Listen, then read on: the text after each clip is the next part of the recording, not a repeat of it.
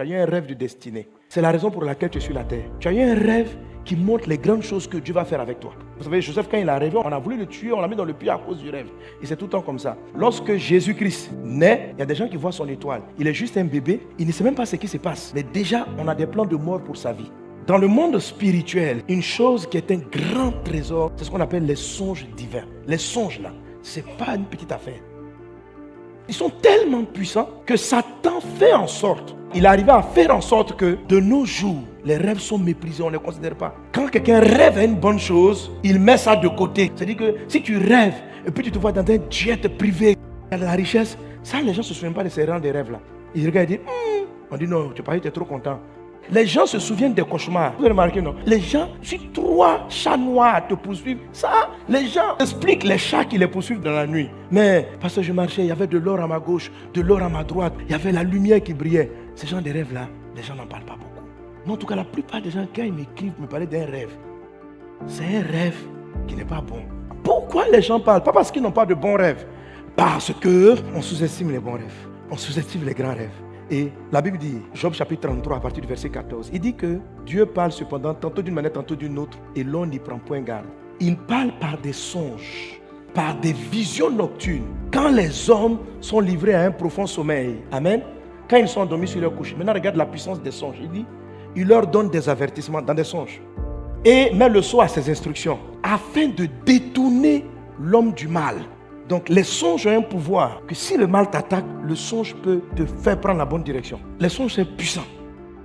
Je ne parle pas des cauchemars, je parle des songes. Quand on te poursuit, c'est un cauchemar. Si on ne t'a pas poursuivi, mais tu as gagné, ça fait partie des rêves. Alléluia. Afin de garantir son âme de la fosse. C'est de la fosse dont je te parle. Les songes te font sortir de l'attaque qu'on appelle la fosse. Comment est-ce qu'elle se manifeste cette forme d'attaque spirituelle? En fait, tu te sens coincé en bas. Tu te sens coincé. Parce que quand tu es dans un puits, tu n'as pas d'issue devant, derrière et tu es très au restreint. C'est différent d'un cachot où tu as plus de marge de manœuvre. Tu es vraiment limité dans ce domaine en particulier. Et la particularité d'un puits, c'est que tu sens qu'il faut monter pour s'en sortir. Et quand tu commences, ça veut dire que tu sens que par exemple, tu es dans un puits financier. Okay? Dans la pratique, ça ressemble à une dette, un endettement qui ne finit pas. Et quand tu commences à mener des actions, tu essaies de gravir les parois du puits, tu vas glisser parce que c'est droit et ça glisse. Donc tu commences 2 ou 3 business. Tu dis non, pasteur, cette fois-ci, je sais que c'est la bonne. Cette fois-ci, ça va aller. Tu montes, et puis tu as tout perdu. Puis spirituel, tu n'arrives pas à prier. Aujourd'hui, ma vie va se relever. Le pasteur a prêché. Alléluia. Et tu commences. Tu grimpes. 1 mètre de hauteur, 2 mètres 30. Boum. Et tu repars à zéro. Et dans le puits, tu n'as pas de visibilité de ton futur. Tu ne sais pas où tu t'en vas. Ça, c'est un puits. Il y a des puits émotionnels. C'est par une forme de dépression. C'est-à-dire que tu es vraiment coincé. Tu ne sais pas comment t'en sortir. Puis tu tournes en rond, mais dans un milieu tellement restreint. Quand tu veux t'encourager, tu réglisses encore. Ok? Je déclare sur ta vie que Dieu te fait sortir de l'abaissement, du puits, de la fosse. Je ne sais pas à quelle forme elle a prise dans ta vie. L'Esprit m'a dit, tu prophétises que je viens faire sortir ma fille. Je viens faire sortir mon fils. Je viens te faire sortir. Dieu vient te faire sortir de ce puits. Tu sors du puits au nom de Jésus. Le bras de Dieu vient te repêcher dans cette situation qu'on appelle le puits et t'amène au sommet dans le nom de Jésus. Tu quittes l'abaissement pour t'asseoir à la table des grands. Alléluia. Et la vie de Joseph, de Anne, la vie de ces personnes est marquée par cela. Amen. Ils sont sortis du puits. Joseph, on a failli le tuer. Mais pourquoi on ne l'a pas tué? Parce qu'il avait un rêve.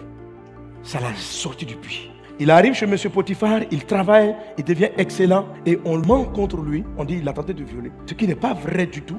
Il se retrouve donc pour fausse accusation en prison. Mais même en prison, il a manifesté la bénédiction. Même dans la prison, le fait d'avoir la liberté, l'assurance grâce à Dieu pour ce qui est faible. Et quelque chose va se produire à la fin. Dieu va le prendre du fumier de la prison. Un prisonnier, la société te rejette. C'est de ça que Anne parle. Quand tu es dans le fumier, là, Dieu te prend. Et puis du jour au lendemain, Dieu l'amène et il devient premier ministre. Il quitte de l'accusation, il quitte de la condamnation, il quitte du mensonge contre sa vie, il quitte de l'humiliation. Vous savez, quand vous avez une mauvaise réputation, quand les gens mentent contre vous, c'est ce qu'on appelle le fumier. C'est-à-dire que quand les gens entendent parler, on regarde ton numéro, on dit c'est qui?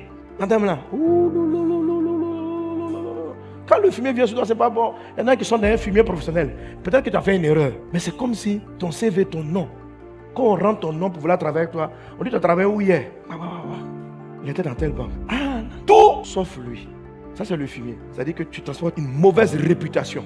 Joseph est rentré en prison parce que Madame Potiphar est partie dire ce jeune homme a tenté de me violer. C'est pas ce que vous comprenez. C'est-à-dire un étranger qui veut violer la femme d'un noble dans un pays du noble. Et lui-même c'est un étranger. Quel espoir tu peux avoir de t'en sortir encore.